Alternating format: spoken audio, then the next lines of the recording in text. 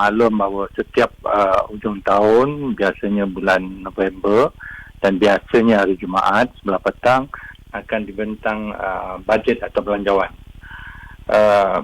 Bajet atau pembelanjawan ini suatu kos mengurus negara bagi tahun hadapan yang dibentangkan untuk dibahaskan bagi kelulusan Dewan Rakyat dan juga kelulusan Dewan Negara. Sesuatu perkara, rang undang-undang ataupun rang pembekalan mesti dilulus di Dewan Rakyat, kemudian dilulus kali kedua untuk di Dewan Negara, dan seterusnya jika dua-dua Dewan ini lulus dan dibawa perkenan kepada Yang di-Pertuan Agong, barulah selepas itu kerajaan yang memerintah pada masa itu boleh membelanjakan sebagaimana yang diluluskan.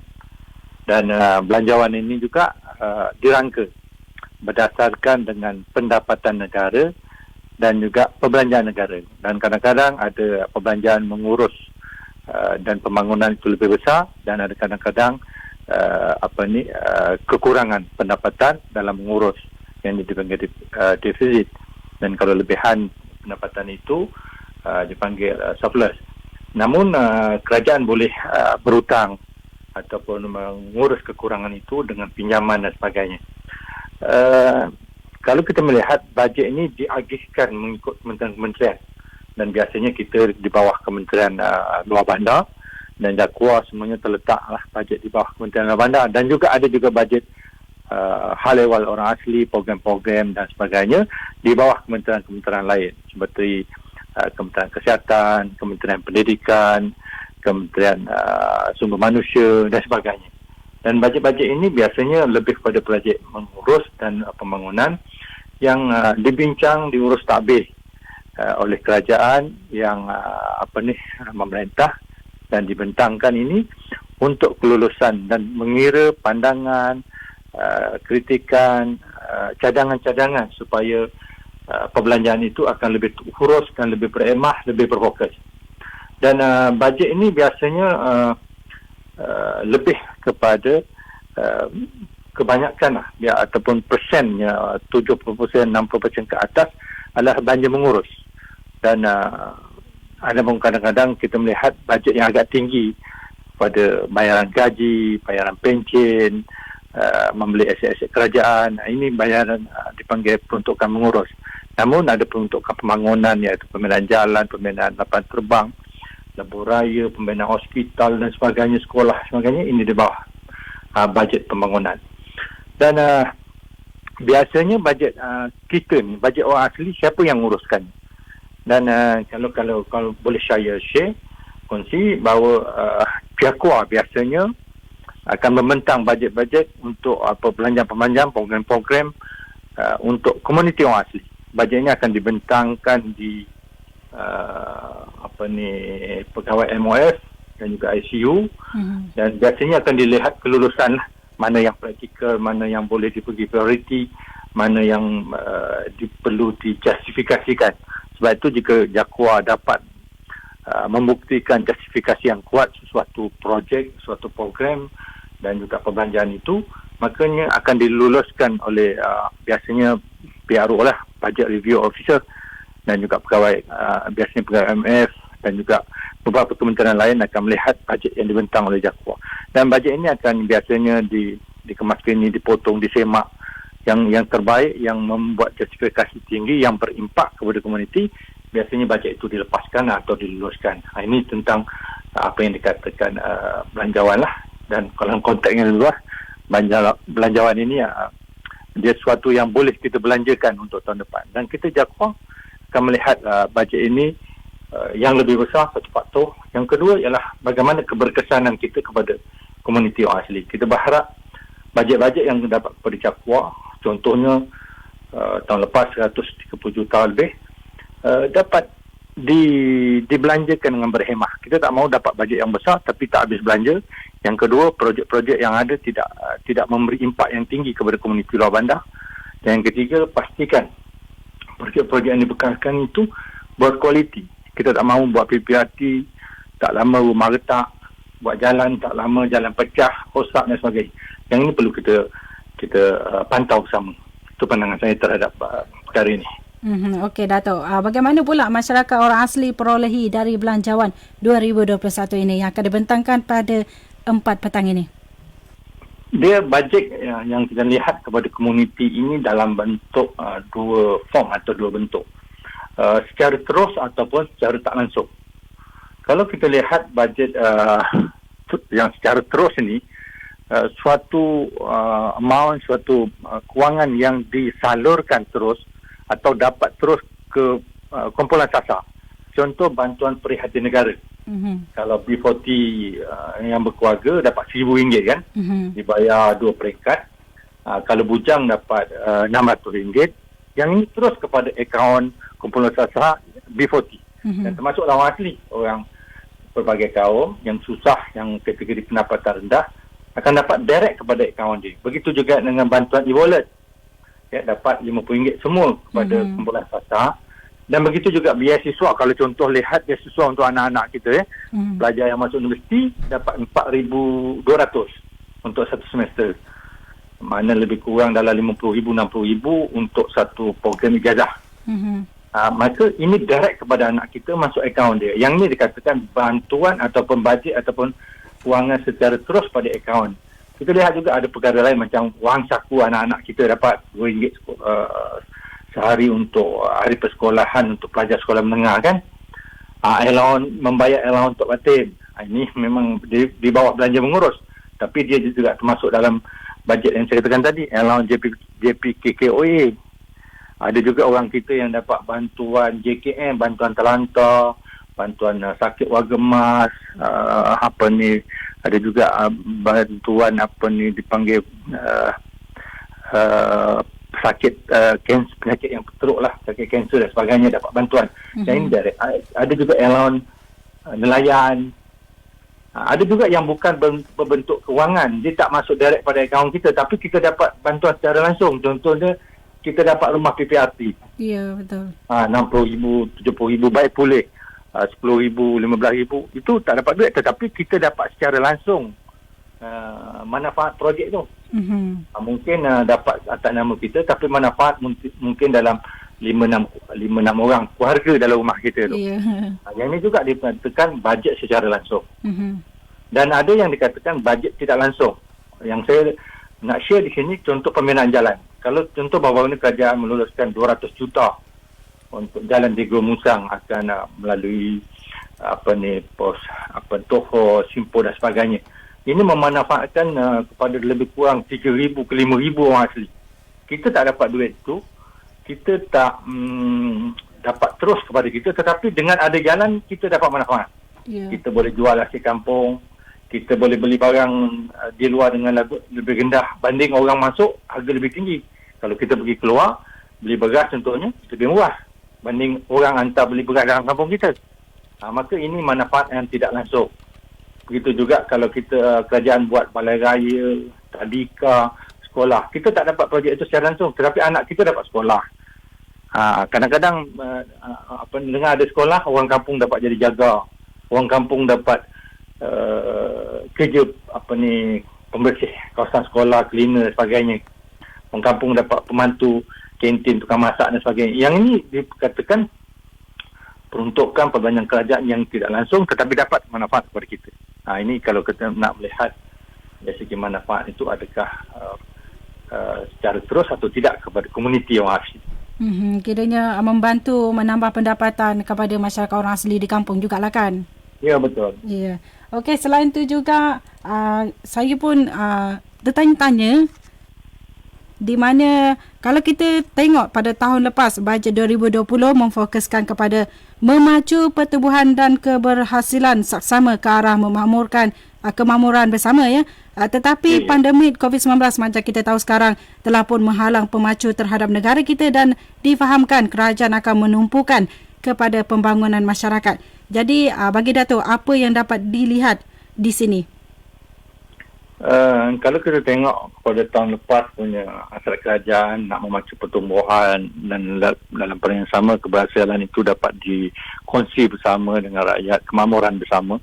Namun kita tidak dapat elak, kita tidak nafi ancaman dan tanpa serangan COVID yang berlaku sejak Februari dan bermulanya PKP pada bulan Mac hingga sekarang. Dan mungkin kita kena akui bahawa tumpuan kerajaan dan siapa pun, kalau kita pun di peringkat keluarga, di peringkat agensi-agensi kerajaan akan melihat isu COVID ini suatu ancaman yang berterusan. Maka itu tumpuan kepada pencegahan, perawatan, pemulihan di sektor Kementerian Kesihatan akan menjadi lebih besar. Mungkin saya jangka Kementerian Kesihatan akan menerima bajet yang agak besar pada tahun ini, mungkin melebihi mana-mana kementerian lain. Sebab kita akui kita belum menerima vaksin, dan kalau ada vaksin pun perlu dibelanjakan dengan kadar yang besar untuk setiap warga negara tanpa mengira kaum, agama dan juga lokaliti. Maka kerajaan akan menumpu bagaimana nak mengawal dan mencegah ataupun supaya wabak ini dapat tidak berjangkit, tidak menimbulkan ancaman. Sebab yang kita khawatir bagaimana ancaman COVID ini telah menjejaskan ekonomi. Sebab itu kita mungkin berbelanja lebih untuk mengawal COVID supaya ransangan ekonomi kita dapat bergerak di jajaran yang sepatutnya. Dan yang kedua, saya melihat bahawa sektor keselamatan mungkin juga akan menerima bajet yang tinggi. Sebabnya kawalan sempadan, kemasukan warga asing juga sebahagian punca daripada kawalan wabak COVID ini. Maka ia merupakan suatu kepentingan bagi kerajaan mengawal sempadan-sempadan kita supaya warga asing tidak terlalu bebas seperti dulu untuk boleh mengancam keselamatan negara juga. Kemudian saya melihat sektor pendidikan tidak boleh senari, sebab bila berlakunya pandemik baru-baru ini, kita melihat sektor yang terancam selain dari sektor ekonomi, sektor pendidikan. Banyak sekolah ditutup, tadika, sekolah rendah, universiti pun mungkin kelebihan di peringkat universiti boleh mengadakan kelas online. Namun kerajaan perlu menyediakan kerangka ataupun peluasan jalur internet, ICT dan sebagainya untuk komuniti luar bandar juga terfokus kepada orang asli supaya pendidikan online boleh digerakkan, terutamanya sekolah-sekolah asli. Kita ada 94 buah sekolah orang asli.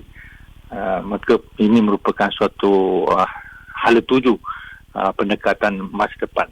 Saya berharap supaya JAKUA juga dapat melihat dalam pembangunan ini, pembangunan masyarakat, isu-isu rutin seperti masalah air yang belum pulih, maintenance projek bekalan air luar bandar, tube wear dan sebagainya, meningkatkan pipe retikulasi juga perlu ditekankan. Begitu juga dengan listrik 24 jam di komuniti orang asli, terutamanya di pos-pos yang jauh dari pendalaman, perlu dah ditingkatkan. Ini perkara-perkara rutin. Sebab kita melihat pembangunan api air orang asli sekitar 80% je. Banyak lagi kekurangan pembangunan api air dan juga jalan, rumah sejati di komuniti orang asli. Yang ni perlu difokuskan, walaupun kita terancam dengan sibuk ataupun berfokus penjagaan kesihatan. Namun kalau air tak bersih, orang asli lebih terjejas keselamatannya. Jika masalah listrik tidak disediakan, kehidupan orang asli terhadap penjagaan kesihatan banyak faktor lah. Macam kita tengok TV, banyak benda maklumat SOP, norma-norma baru perlu disebarluaskan kepada komuniti orang asli supaya orang asli lebih terarus perdana dengan isu-isu semasa. Ya, betul tu Datuk. Jadi saya pun ingin tahu juga di mana sekarang ni kita pernah dengar berkenaan dengan TVET kan Datuk. Jadi kerajaan sekarang juga menekankan tentang TVET dan kemahiran bersepadu, bagaimana dengan perkembangan kemahiran masyarakat orang asli. Kalau kita lihat sekarang ini, orang asli kita banyak yang berbakat seperti mengayam dan berbagai-bagai lagi hasil kraft tangan. Jadi apa pandangan Datuk? Kita melihat kita kena melihat secara positif dengan negatif supaya kita dapat menyediakan satu kerangka jangka masa panjang dan juga masa pendek. Kalau kita lihat TVET yang dilaksanakan oleh JAKUA, saya sejak 2012, telah melatih lebih 6,000 beliau asli dan 50 skill kemahiran. Kita ada dulu buat piping, elektrik, pramusaji, selun, dandanan, solidkan, welder underwater, welding dalam air pun ada, di golf, pelancongan. Tetapi bila kita melihat pandemik ini juga suatu cabaran bagi kita. Contoh, banyak pelatih PLKK Jaguar kita diberhentikan apabila hotel tutup. Dulu orang kerja pramusaji, housekeeping dan sebagainya, penyambut tetamu dan sebagainya. Kita melihat mungkin Jaguar perlu fokus TVET yang lebih praktikal kepada komuniti orang asli.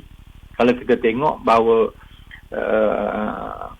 pertanian merupakan satu PLKK ataupun kemahiran baru. Dia sebenarnya dah lama, tetapi kita tidak fokus ini sebagai suatu cabaran kepada komuniti orang asli. Contohnya pertanian bandar bagi komuniti orang asli di pinggir bandar yang tak ada tanah, macam desa temuan, air kuning, dan juga kampung asli yang di pinggir bandar. Tapi kalau kita lihat pertanian fertigasi yang berjaya dibuat beberapa kampung asli, seperti kampung asli dekat Lurah Bilot, Sungai Kol, Jerantuk, dia orang berjaya mewujudkan satu pertanian moden, pertanian konsep baru.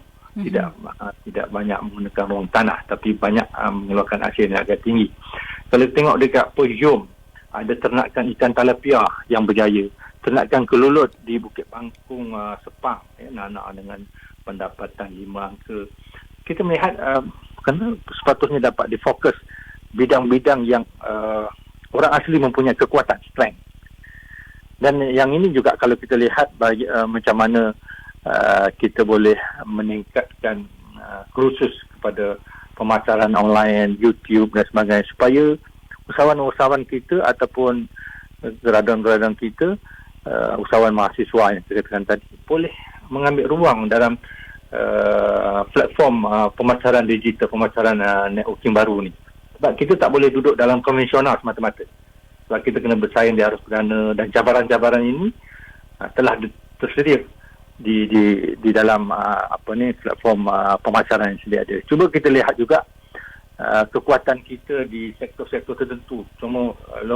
Cuba dilihat pemandu pelancong orang asli di Jarantut, di Taman Negara, dikatakan di Kampung Peta, Punan, Mersing, Taman Negara, Ndah Rompin, Kampung Kudung, Selai, ada Taman Negara Selai. Diorang mempunyai ruang pekerjaan di situ. Diorang mempunyai kemahiran hutan, kemahiran trekking, kemahiran alam sekitar. Maka yang ini sepatutnya kita perkukuhkan. Dan juga lihat PLKK dalam bidang pertanian, kita ada banyak ladang-ladang TSK, tanaman tanam secara komersial, ladang kelapa sawit, getah. Bagaimana orang-orang kita perlu disediakan satu kemahiran yang lebih tinggi daripada kemahiran asas kampung kepada suatu kemahiran PLKK, TVET, supaya mereka dibayar gaji yang lebih tinggi, lebih baik. Dan TVET yang dibuat oleh Jaguar pada 2019, lastnya 2019, 2020 tak dapat dilaksanakan, mungkin COVID. Tapi kita melihat juga TVET yang dilaksanakan oleh Kementerian Sumber Manusia. 2019 Kementerian Sumber Manusia banyak buat program TVET, termasuk awal 2020. Dan kita lihat bagaimana kekuatan di antara TVET Jaguar dengan TVET Kementerian Sumber Manusia, supaya Jaguar dapat melihat mana pendekatan yang lebih sesuai dengan komuniti orang asli. Okey, Dato'. Kalau kita lihat tadi, Dato' katakan di mana ramai juga di kalangan masyarakat orang kita yang terpaksa diberhentikan kerja disebabkan COVID-19 kan? Jadi COVID-19 juga sebenarnya membagi kesan yang mendalam kepada sektor ekonomi di negara kita, dan masyarakat orang kita juga terkesan dengan COVID-19. Jadi kalau kita tengok juga masyarakat orang kita ni boleh diletakkan sebagai fakir miskin. Bagaimana dari pandangan Datuk tentang pembangunan dari segi penempatan mereka, perumahan dan juga pekerjaan mereka sekarang ini? Kalau kita melihat bahawa kita mengambil sudut positif dengan ancaman COVID ini, kita melihat beberapa sektor, terutamanya sektor 3D yang berbahaya, dirty, dangerous and difficult, sepatutnya peluang ini diambil oleh orang asli. Sebab orang asli mempunyai saya melihat sebagian orang asli bukan tidak lasak, cuma tidak diberi ruang, tidak dilatih. Kita tengok buruh asing dah banyak disekat masuk ke dalam negara. Peluang di sektor pertanian, di kampung-kampung asli, di dekat ladang-ladang, di felda, berdekatan dengan komuniti orang asli, ambil peluang ini bekerja di sektor pertanian. Dan peluang ini juga berlaku di dalam sektor-sektor pemungkusan pertanian, industri hiliran pertanian, buruh-buruh kasar di peringkat kampung semuanya. Yang ini sepatutnya diambil oleh orang kita. Dan kalau kita melihat cabaran pandemik ini sebagai suatu ancaman untuk kita tidak berubah, duduk rumah tunggu bantuan, dia tidak membina apa-apa. Sepatutnya dia memberi kekuatan kepada kita untuk mengubah. Kita tidak nafikan bahawa 95% lebih daripada itu golongan orang asli adalah golongan B40. Dan 36% kampung orang asli duduk di pendalaman. Maka dengan kejauhan, dengan tak ada jalan, dengan internet yang lemah, ada yang tak ada internet, dengan harga komoditi ketah dengan harga yang rendah, beli barang di luar dengan harga yang mahal, tidak seimbang antara pendapatan dengan perbelanjaan, tanggungan anak yang agak besar, purata, keluarga orang asli, anak dia 4, 5, 6 orang. Berbanding keluarga Cina, 1, 2 orang, kaum Melayu 2, 3, 4 orang. Maka ini merupakan suatu beban ataupun kos mengurus yang lebih besar pada komuniti orang asli. Sebab itu saya minta kerajaan juga JAKWA melihat penyelesaian isu tanah, bajet ukur tanah, bajet penyelesaian tanah ceroboh, bajet kejuruku. Beri fokus perhatian perkara ini sebab bila penyelesaian tanah, orang asli ada tanah, dia boleh bercocok tanam, dia boleh buat industri sosioekonomi. Bila ada jalan dapat dibina dengan baik, harga getah akan lebih tinggi. Harga durian dulu dibeli dengan sebiji 5 sen, sekilo 5 sen. Sekarang saya tengok jalan-jalan yang kampung asli Pos Kuala Lumpur, Posin Road, harga durian dah RM5 yang rendah. Maka ini akan mengubah cara hidup dan sosioekonomi. Kita tak mahu orang asli dapat rumah PRT, tapi kita nak orang asli buat rumah PRT dengan pendapatan dia dalam jual durian, jual air kampung, jual petai, jual pisang. Yang ni yang kita nak. Nak mengubah bagaimana kita jangan lihat orang kita golongan miskin, golongan koti. Itu selalu pesan orang asli kena lebih rajin, kena lebih bersaing supaya mereka jadi pemberi bukan lagi penerima. Kita tak mahu orang kita didoktrin orang asli malas, orang asli lemah, orang asli miskin. Bila dia didoktrin itu dia jadi lemah, dia jadi miskin. Kita nak ubah dia. Orang asli boleh, orang asli ada kekuatan sendiri, orang asli ada sumber alam yang banyak, sumber alam yang pelbagai. Tetapi bagaimana kita nak membangunkan sumber alam ni, nak buat chalet, nak buat homestay, nak buat hiking, nak buat pakej pelancongan dalam hutan dan sebagainya. Yang ini kita JAKWA dan juga pihak kerajaan kena tengok bahawa dengan kekuatan sumber alam, dengan kekuatan herba orang asli, makanan tradisi asli, bagaimana kita nak meningkatkan sosioekonomi dalam bentuk sektor pelancongan. Dan juga dengan sektor-sektor lain, kan? Yang ni yang perlu kita lihat supaya masyarakat kita lebih berdaya, juga melihat penjagaan kesihatan. Isu kematian beramai-ramai di Kumusang Kuala Lumpur baru ini menyadarkan kita pentingnya kesihatan. Tapi kalau duit tak ada, bagaimana nak jaga kesihatan? Ya, betul. Kalau sosioekonomi kita rendah, nak beli ubat-ubat, nak beli vitamin-vitamin pun kita tak mampu. Walaupun makan sumber alam itu sebagainya ada. Walaupun kita kata hutan untuk hospital bagi orang asli, tetapi certain ubat-ubat pun perlu kita sediakan mencegah penyakit-penyakit kita. Sebab itu saya pun mengucapkan tahniah kita punya Hospital Gombak antara yang aktif dalam memberi kesedaran. Tapi kita perlu lihat bahawa orang asli perlu juga sambut kesedaran itu dengan perubahan kesihatan yang lebih baik. Yang itu kita berharap. Kiranya kalau kita lihat sebenarnya duit tak akan memberi kebahagiaan, selalu kita dengarkan. Tapi sebenarnya kalau tak ada duit, hidup pun tak bahagia kan, Dato'? Okey, kalau kita lihat juga di mana sekarang ini pertanian menjadi salah satu peluang yang direbut para petani sekarang ni kan. Jadi diharapkan masyarakat orang kita juga merebut peluang yang ada, di mana diri kita sendiri yang boleh mengubah nasib kita, bukan orang lain kan Datuk? Ya. Ya, okey Datuk. Sebelum kita mengakhiri bola bicara kita pada pagi ini, apakah harapan Datuk tentang bajet yang akan dibentangkan pada petang ini dan nasihat Datuk kepada seluruh masyarakat orang asli di luar sana? Saya berharap bajet pada petang ini melihat kepada suatu projek atau pembangunan perbelanjaan yang berfokus dan berimpak tinggi. Contoh kalau kita melihat bajet yang kita fokus ialah bajet penyelesaian isu tanah. Kalau dapat jakuar lihat sekali ini. Sebab bila isu tanah dapat diselesaikan, tanah orang asli dapat disepadankan, tanah orang asli dapat dibangunkan dengan sosioekonomi, dengan pelbagai projek.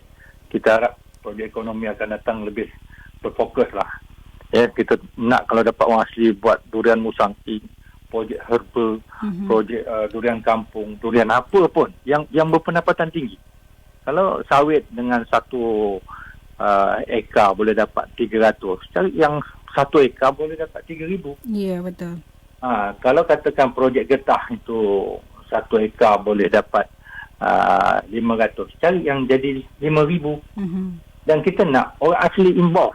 Saya melihat asrat kerajaan dulu nak bangunkan THK, THB ini sangat baik supaya orang asli bekerja, tapi orang asli tak diubah sikap menjadikan dia tak nak bekerja di ladang dia. Sedangkan bekerja di ladang dengan gaji kerja di ladang menyabit kalau cara purata paling rendah 1,000 sebulan daripada menunggu dividen yang hanya dapat 200, 300, paling tinggi 500. Dari sini yang kita nak ubah orang asli. Yang kedua, saya nak melihat bahawa fokus pembinaan jalan luar bandar. Kalau dapat jakuar dan kerajaan fokus luar bandar, jalan pembangunan luar bandar. Sebab saya kata tadi, jalan dapat mengubah sosioekonomi. Harga komoditi orang asli dapat dinaikkan, ditinggikan. Pisang 4 musim boleh jadi RM2. Petai mungkin satu ikat kalau dia masuk dalam RM30. Tapi kalau kita jual keluar, kita jalan baik, kita dapat RM50. Satu ikat, kalau 10 ikat, lagi dah berapa ratus. Ada ini satu faktor saya memberi teori ekonomi. Kemudian jakuar juga kena melihat dasar pemilikan tanah. Dasar pemilikan tanah ini saya minta supaya berfokus hanya tapak rumah. Supaya dengan ada tapak rumah, orang asli boleh buat rumah menurut rakyat. Kebanyakan tanah orang asli semua warta. Saya mencadangkan tanah kebun ialah warta. Tanah tapak rumah diberi hak milik. Jangan cerita orang asli kata jual tanah dan sebagainya. Kita buat berbagai sekatan lah. Tidak boleh dijual pada orang lain, dijual selepas 15 tahun. Maka dengan ini, orang asli, sebab bukan semua orang asli susah. Kita lah faham bahawa sebahagian orang asli mampu membayar rumah rakyat yang harganya 100, 150 sebulan. Kita berharap kerajaan lihat bahawa orang asli ini bukan lagi golongan nak menerima rumah PAT. Yang kita akur yang mana yang terlalu suka, ibu tunggal, anak OKU, pendapatan yang keluarga yang sangat rendah. Tetapi sebahagian orang asli yang pendapatan dia dah 2-3 ribu, 4-5 ribu, dia dah boleh beli, dah boleh bayar rumah masuk rakyat. Yang ini perlu dilihat oleh kerajaan. Yang kedua, saya melihat konsep ikan dengan pancing. Ya, sebab kita lihat bahawa kadang-kadang kita banyak bagi bakul makanan, NGO. Saya selalu tegur NGO. Saya tak berapa setuju you hantar beras dan tak gini. Saya kata, kenapa you tak bagi benih musangking? Kenapa you tak supply benih pisang? Kenapa you tak bagi projek baik pulih bekalan air tiup well dia orang? Kenapa tak fikirkan bagaimana buat lampu solar? Yang ini kepada pembangunan komuniti yang sebenarnya. Kita mahu orang asli berdaya saing. Yang ini kita minta supaya jakuar dan kerajaan melihat orang asli kena bagi pancing, bukan lagi bagi ikan. Walaupun kita bercakap soal ikan, soal pancing, tetapi hakikat projek yang kita bagi itu masih lagi konsep ikan. Sebab itu kalau kita tengok beberapa kampung di Perak, saya suka mengambil konsep Pos Kuala Lumpur, Pos Yom. Kita bagi benih ikan. Dia buat kolam ikan. Kita bagi geran untuk pembangunan homestay. Ya, homestay dia dapat duit sebulan hampir 6-7 ribu. Ini yang kita nak. Yang ini yang kita nak supaya kerajaan melihat bagaimana orang asli boleh involve dalam pembangunan sosioekonomi di kampung dia. Namun yang akhir saya minta kepada kerajaan yang selalu saya bangkit di parlimen ialah isu sistem penyampaian, isu kelewatan bayaran allowance untuk batin, JPKK, bayaran lewat kontraktor bas, bayaran lewat wang saku, bayaran lewat beasiswa setiap tahun. Kadang-kadang benda yang sama ni. Tak salah, Jakua juga kena berani membawa suatu sistem keedah mengurus kewangan yang proaktif. Benda ni berlaku, bukan nak kata 5-6 tahun, 7, 8 atau 10 tahun pun berlaku. Maka kita melihat bila pertukaran kerajaan dijadikan alasan, pertukaran kementerian dijadikan alasan. Sedangkan sistem itu sistem yang sama. Membayar uang, membayar itu. Bila lewat ini, menjejaskan budak belajar kat universiti, menjejaskan usahawan. Kalau kontraktor bas, 60% usahawan orang asli. Maka bila usahawan kita terjejas, ekonomi terjejas, komuniti terjejas, allowance untuk batin terjejas. Ini sebab saya melihat, ini sistem penyampaian. Dalam perkara yang sama juga dilihat peningkatan staf Jakua. RIOK, ya. Supaya staf Jakua diberi grade yang lebih tinggi. Pegawai orang asli ditambah di jawatan kanan, di pengarah-pengarah negeri. Setakat ini kita ada 2 daripada 6 pengarah. Dan isu-isu pengarah di negeri bukan orang asli ni banyak isu. Komitmen mereka terhadap, bukan semua, tetapi sebahagiannya menjadi isu kepada kita terhadap komitmen membangunkan orang asli. Walaupun kita lihat dalam perkara yang sama, kerjasama antara pengarah dengan masyarakat orang asli wujud, tetapi intipnya secara mendalamnya kurang. Sebab itu kita melihat pembangunan dalam Jakua, dan Jakuanya lah sistem penyampaian. Dalam pada yang sama kita melihat bahawa memperkasakan minda dan sikap orang asli pun perlu dibuat. Kita perlu adil. Dalam yang sama saya mengkritik jabatan, dalam yang sama saya mengkritik kepimpinan Tok Batin. Sikap masyarakat orang asli yang perlu berubah. Kita kena adil. Sebab kita, kerajaan pun ada argument. Kita dah bagi macam-macam orang asli pun tak berubah. Tetapi kita tengok ada sebahagian orang asli yang berjaya. Yang ke depan. Yang bila bercakap dalam usahawan 5 angka, yang bercakap dalam pendapatan 7,000, 9,000, 10,000. Ada yang sukses, tetapi tak ramai. Tapi kalau dapat kita duduk bersama, lihat, perbaiki. Sebab tanggungjawab ini tanggungjawab bersama. Komuniti orang asli cerdik pandai, usahawan, koperasi perlu juga dibina. Kita kadang-kadang usahawan kita banyak Jakua tak bantu usahawan orang asli, koperasi orang asli terbiar. Ini Jakua kena lihat ni. Kalau tak Jakua, siapa lagi yang nak bantu usahawan orang asli?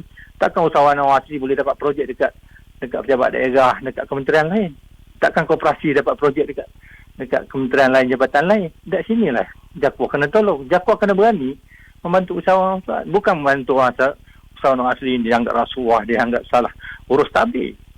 Kita mempunyai justifikasi untuk membantu usahawan. Dan ini yang saya selalu bercakap, selalu saya bangkitkan. Ini kerja saya lah. Jangan orang marah, senator cakap macam-macam. Tapi ini kerja saya. Sebab saya menegur, saya bercakap. Kalau saya tak cakap, siapa lagi nak cakap? Ya, betul. Siapa lagi suara nak didengar? Kan? Takkan nak dengar cakap orang kampung nak jadikan perkara itu asas kepada pertimbangan Jakua. Ini orang kampung mengadu pada saya, menyampaikan pada saya. Saya share isu-isu yang saya selalu bahas ini. Tetapi Jakua dengan staf, keupayaan staf. Saya selalu mempersoalkan keupayaan staf, komitmen staf. Dalam perkara, kita lihat bahawa ramai staf yang ada komitmen yang baik. Ramai staf yang punya kualiti yang tinggi. Tetapi isu urus takbir ini di peringkat daerah menjadi isu kelewatan, isu tadi pun menjadi isu. Bagaimana kita mengatasinya? Yang ini kena dilihat oleh semua pihak. Dan saya berharap itulah masyarakat orang asli perlu bersama Jakua, perlu bersama kerajaan untuk sama-sama membetulkan yang kurang, menegur yang salah. Jangan kita mengkritik dalam media sosial tapi tak menegur. Buat laporan laporan aduan di laman web Jakua, hantar surat pada pengarah, hantar surat pada KP. Ini cara kita menegur kementerian kita. Dan ini yang perlu saya kongsilah untuk sidang hari ini. Untuk berbicara pada hari ini. Ya, terima kasih kepada Dato' Isa Abdul Hamid, Ahli Dewan Negara, kerana sudi berkongsi sedikit sebanyak berkenaan dengan harapan masyarakat orang asli terhadap bajet 2021 yang akan kita dengarkan pada pukul 4 petang ini. Dan Dato', kita harapkan ada perkabaran yang baik dalam belanjawan 2021 pada petang ini ya. InsyaAllah. Saya doakan kita semua dapat berita yang gembira dan kita dapat itu saya katakan tadi, supaya kita bersama dengan jabatan kerajaan untuk saling memperbaiki. Okey Dato', jaga diri di sana. Kita jumpa lagi. Terima kasih banyak-banyak. Assalamualaikum kepada semua pendengar pada pagi ini. Okey, terima kasih Dato'.